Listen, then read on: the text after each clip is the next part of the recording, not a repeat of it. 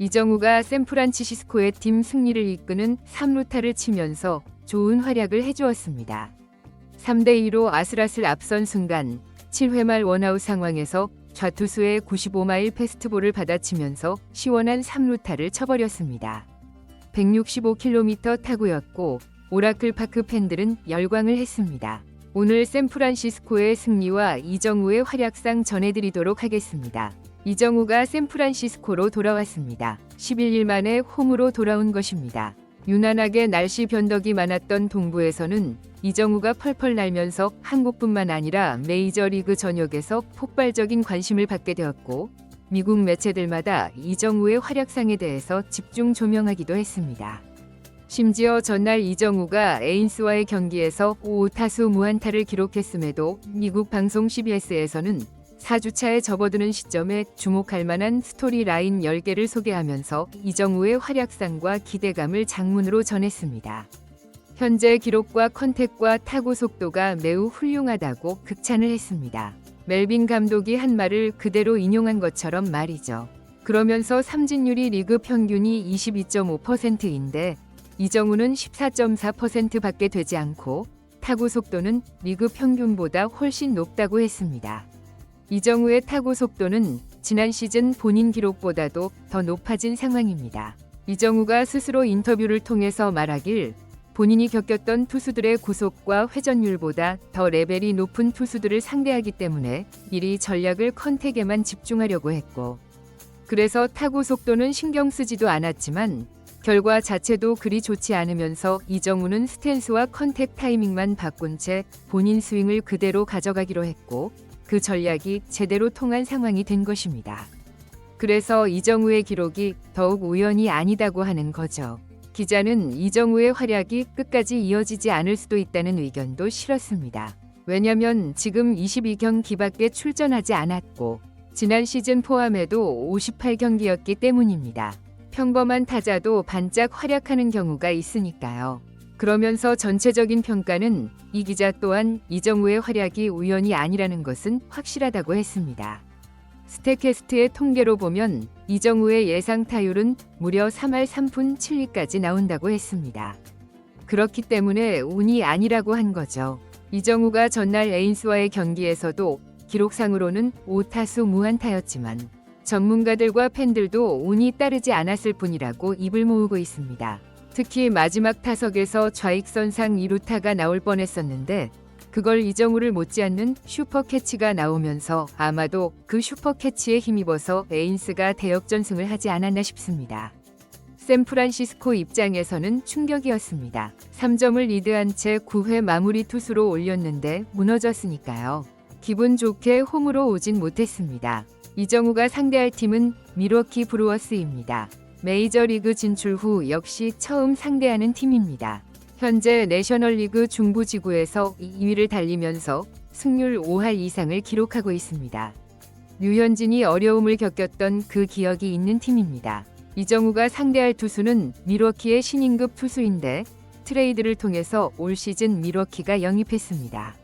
올 시즌은 2경기 등판에서 12이닝 1실점으로 호투를 펼치고 있고 우투수인데 최고 구속은 97마일까지도 던지긴 한데 평균 구속으로는 93마일 정도입니다. 구종도 다양하다고 하고요. 그럼 에이스급 투수냐? 그렇게 보기엔 좀 애매합니다. 왜냐하면 이 프리스터라는 투수가 상대했던 팀이 메이저리그 평균 이하 팀인 콜로라도를 상대했었습니다. 그리고 디트로이트도 현재 잘 나가곤 있지만 그래도 핵타선이 있다고 볼 순 없죠. 그리고 김하성이 이 선수를 상대한 적이 있는데 당시 경기에서 멀티 홈런을 때렸다고 합니다. 네, 이정우와 김하성은 매우 친하니까 기대감이 더 올라가죠. 샌프란시스코 자이언츠 선발 투수는 로비 레이입니다. 제구가 불안정하지만 그래도 승수를 쌓고 있던 투수인데 지난 필라델피아전에서 황당한 투구로 팬들을 실망시켰다 보니까 과연 밀워키전에서 버틸 수나 있을까 걱정이 됩니다. 이번에도 들쭉날쭉한 투구가 되겠죠. 이정우는 3번 타자로 출전을 했습니다.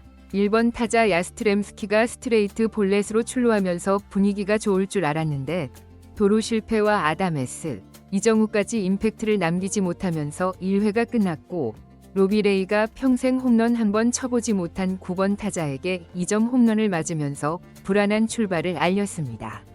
전날 충격 패배를 벗어날 방법은 안방에서 승리밖에 없는데 이들을 허용한 겁니다. 샌프란시스코 자이언츠가 1점을 추격한 상황에서 3회에 이정우가 주자없는 원아웃 상황에서 타석에 들어섰는데 초구가 볼이 들어오자 2구째에 노리고 타격을 했는데 이번에도 범타로 물러나게 되었습니다. 이번 경기에서 만약 4안타를 쳤다면 타격 1위까지 올라갈 수 있는 타이밍이었는데 우선 두 타석 무안타가 되면서 과욕을 부린 제 자신이 부끄러웠습니다. 이것은 홈런 에이스도 아니고 페널킥도 아닌 150km 이상의 돌덩이가 어디로 어떻게 들어올지도 모르는 걸 안타를 쳐야 하는 매우 어려운 스포츠잖아요. 로비레이는 5회까지 90개가 넘는 공을 던지면서 투구를 마무리했고 샌프란시스코는 5회 말에 상대 실책에 의해서 1점을 추가하면서 동점까지 만들어 놓았습니다. 그 사이 선발 투수도 교체가 되었고요. 그러면서 이정우가 세 번째 타석에 들어섰는데 원아웃의 주자 1루였습니다. 이정우는 카운트가 불리하게 시작했지만 점점 볼을 골라내면서 투수를 압박했습니다. 그러면서 6개의 공을 던지게 됐습니다. 이 상황만 봐도 이정우는 정말 좋은 타자입니다. 투수가 압박당하고 분위기가 고조되자 정우리라는 구호가 곳곳에 들리더니 점점 커지면서 관중 전체가 정우리를 외치는 진풍경이 펼쳐졌습니다. 이정우도 심장이 뛸 수밖에 없죠. 이정우는 7구째에 96마일 빠른 볼을 제대로 잡아당겼는데 하필 배트 아래를 맞으면서 97마일의 타구였지만 이루수가 잡았고 아웃이 되고 말았습니다. 2%가 아쉬움이 남네요. 근데 이 장면 하나만으로도 이정우가 팀의 슈퍼스타임을 제대로 알게 해줬습니다. 현재 이정우의 유니폼이 불티나게 팔려서 없어서 못 팔고 있다고 하더라고요. 방송에서 샌프란시스코는 중후반부의 타격이 매우 좋다고 전했습니다. 실제로 이정우도 중후반부에 훨씬 성적이 좋기도 하고요. 샌프란시스코는 6회에 플로레스가 솔로 홈런을 치면서 역전에 성공을 했고 이제 7회에 이정우가 네 번째 타석에 들어섰습니다. 야스트렘스키가 안타를 치고 나갔는데 이놈의 문제 아다메스. 아무리 봐도 김하성이 훨씬 나아 보이는데 이 아다메스가 병살급 파울구로 투아웃이 되면서 이제 이정우가 타석에 들어섰습니다. 그런데 이때 희한한 광경이 또 목격되었습니다. 밀워키 코치는 7회에 좌투수를 마운드에 올렸습니다. 보통 좌투수는 좌타자에 강하기 때문인데 아다메스가 나설 때는 코치진이 가만히 있다가 좌타자 이정우가 나서니까 코치가 마운드에 오른 겁니다. 그건 무엇을 의미하냐면 이정우를 경계하고 조심해야 한다는 조언을 한 거죠. 이정우는 좌투수에 굉장히 잘 칩니다. 이미 어제 기구치 만나기 전까진 거의 5할에 육박했습니다. 그걸 밀워키도 분석이 되어 있는 거죠. 초구에 93마일 몸쪽 깊게 볼이 들어왔습니다. 그리고 이 구째 이정우가 제대로 받아치는데 165km 강한 타구가 쭉쭉 뻗어가면서 우측과 센터를 완전히 갈라버리면서 펜스까지 타구가 굴러갔고 아다메스는 득점을 했고 이정우가 3루타와 타점을 추가하게 되었습니다. 솔직히 왜 뜨냐 라고 하고 싶었습니다.